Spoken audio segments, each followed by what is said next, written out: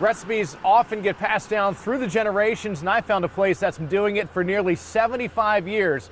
We're at the Farmstead in Roanoke for this week's You Gotta Eat. The story of the Farmstead begins almost 75 years ago when owner Tina Kraft's grandparents opened up Mungie's Club 116 in 1950. That restaurant stayed open until 1975.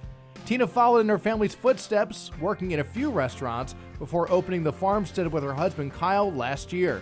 They feature many of the family recipes that have been passed down through the generations, including their family's sauce recipe.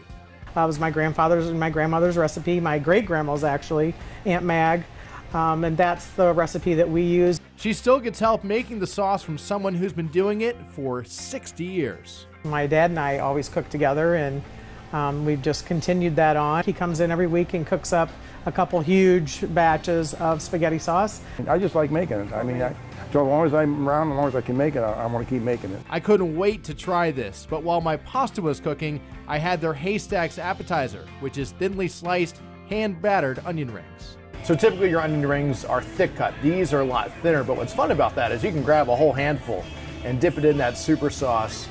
Now, on to that famous sauce. I tried their combination, which is half spaghetti, half cheese tortellini. This was served with an authentic Italian sausage on top.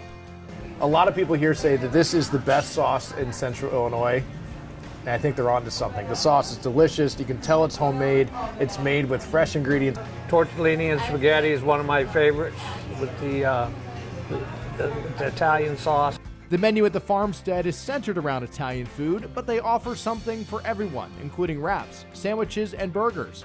I tried their Farmstead burger, which comes with cheese, lettuce, onion, pickle, and tomato, and is topped with a homemade sauce called super sauce. But no matter what you order when you come here, you'll get great friendly service and be treated like family, just like Tina's grandparents did many years ago.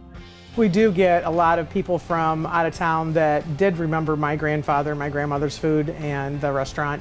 One would say, I was a busboy, and oh my gosh, your grandfather was so good to me, and there wasn't a person that ever left hungry in that place.